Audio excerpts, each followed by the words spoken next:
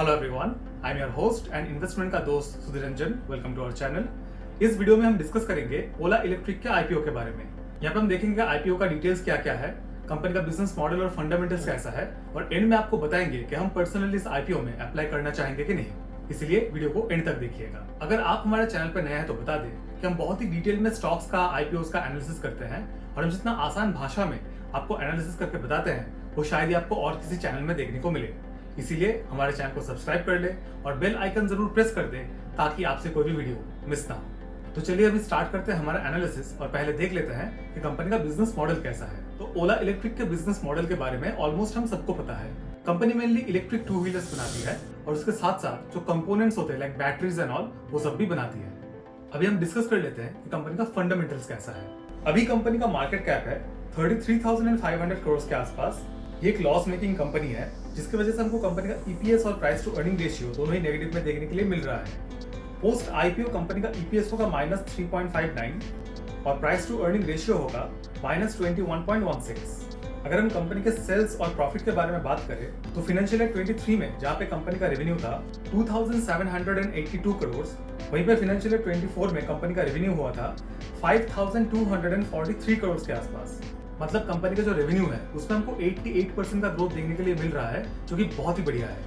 But at the same time अगर हम company के प्रॉफिट के बारे में बात करें तो हम देख सकते हैं फाइनेंशियल ईयर 23 में जहां पे लॉस था 1,472 करोड़ का, वहीं पे फाइनेंशियल ईयर 24 में इतना ज्यादा रेवेन्यू में ग्रोथ होने के बावजूद कंपनी का जो लॉस था वो 1,584 करोड़ हुआ था। इसके साथ साथ कंपनी का जो बोरोइंग्स है, मतलब कि डेट है, वो भी कंटिन्यूअसली बढ़ रहा है। फाइनेंशियल ईयर 22 में कंपनी के ऊपर डेट था 750 करोड़, फाइनेंशियल ईयर 23 में ये बढ़ के हुआ 1,645 करोड़, और फाइनेंशियल ईयर 24 में ये फिर से बढ़ के हो गया 2,389 करोड़। तो कंपनी का जो रेवेन्यू है वो तो बहुत ही अच्छी तरीके से बढ़ रहा है, बट उसके साथ साथ कंपनी का लॉस भी बढ़ रहा है और कंपनी के ऊपर जो डेट है वो भी बढ़ रहा है। तो यहाँ तक हमने कंपनी का जो फंडामेंटल्स है वो देख लिया है। अभी हम आईपीओ का डिटेल्स देख लेते हैं। आईपीओ का डेट है 2 अगस्त से लेकर 6 अगस्त तक। प्राइस बैंड है 72 रुपीज से 76 रुपीज पर शेयर।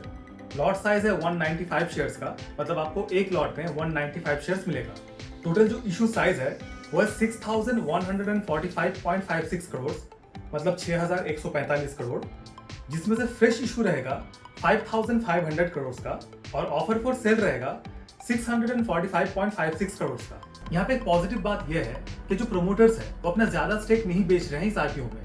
कंपनी का जो ऑफर फॉर सेल का अमाउंट है वो कंपनी के मार्केट कैप के हिसाब से 2% से भी कम है। ये आईपीओ के लिए एक पॉजिटिव बात हो जाता है, क्योंकि इससे प्रूव होता है कि जो प्रमोटर्स है उनको अपने कंपनी के ऊपर भरोसा है। वो अनलाइक अदर आईपीओ अपना स्टेक बेच के नहीं निकल रहे हैं। पर यहाँ पे एक और पॉसिबिलिटी भी हो सकता है। अभी प्रमोटर्स को भी पता है कि जो पब्लिक है, जो रिटेलर्स है, वो भी इंटेलिजेंट हो चुकी है पहले से। पब्लिक को भी पता है कि अगर कोई प्रमोटर्स अपना जो स्टेक है वो बेच के निकल जा रहा है आईपीओ के दौरान, तो ये कंपनी के लिए अच्छी बात नहीं है। और अभी रिटेलर्स भी ऐसे आईपीओ में इन्वेस्ट करने से कतराते हैं। तो इसलिए ऐसा भी हो सकता है कि प्रोमोटर्स अभी तो अपना स्टेक नहीं बेच रहे हैं, बट आगे जाके लिस्टिंग के बाद अपना स्टेक धीरे धीरे बेचना स्टार्ट करें। इसका कोई प्रूफ नहीं है, ये बस एक कॉन्स्पिरेसी थ्योरी है जो हमें लगा आपके साथ शेयर करना चाहिए। अभी हम देख लेते हैं कि आईपीओ का ऑब्जेक्टिव क्या है, मतलब कंपनी जो पैसा उठा रही है, मेरी जो फ्रेश इशू है 5,500 करोड़ का, वो कंपनी कहाँ पे यूज करेगी। तो पहला ऑब्जेक्टिव है कैपिटल एक्सपेंडिचर, मतलब कंपनी अपना केपेक्स करेगी।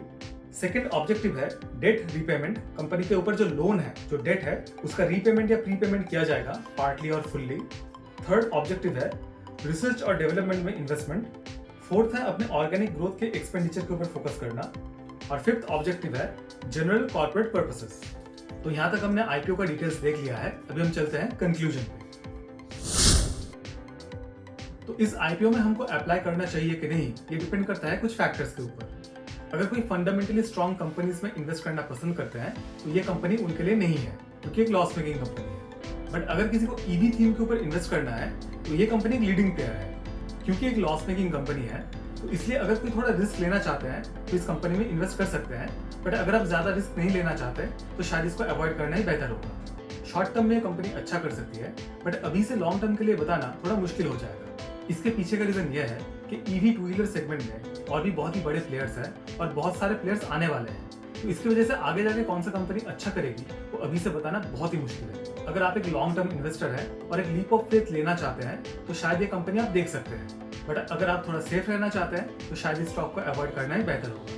हम पर्सनली इस आईपीओ में अप्लाई नहीं कर रहे हैं या आईपीओ के बाद भी शायद इस स्टॉक में इन्वेस्ट नहीं करेंगे, क्योंकि हमको लगता है कि अभी मार्केट में बहुत ही अच्छे स्टॉक्स अवेलेबल है जो प्रॉफिट मेकिंग है, लॉस मेकिंग नहीं है। हम वैसे भी पर्सनली लॉस मेकिंग कंपनीज में इन्वेस्ट नहीं करते हैं, बट अगर किसी कंपनी का पोटेंशियल बहुत ही अच्छा हो तो हम जरूर सोचते हैं। इस कंपनी का भी पोटेंशियल अच्छा है, बट मार्केट बहुत ही क्लटर्ड है, तो इसीलिए हम इस आईपीओ में अप्लाई नहीं करेंगे। अगर किसी को लिस्टिंग गेन्स के लिए अप्लाई करना है तो शायद ये आईपीओ अच्छा हो सकता है, शायद ओवर सब्सक्राइब हो जाएगा। हम जब तक ये वीडियो बना रहे हैं हमारे पास जीएमपी का डेटा नहीं है।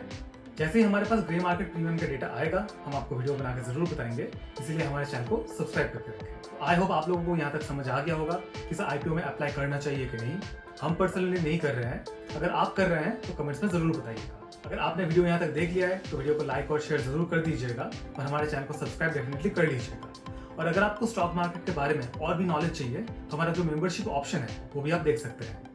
आई am your host and investment का दोस्त सुधीर रंजन साइनिंग ऑफ। मिलते हैं नेक्स्ट वीडियो में। Thank you.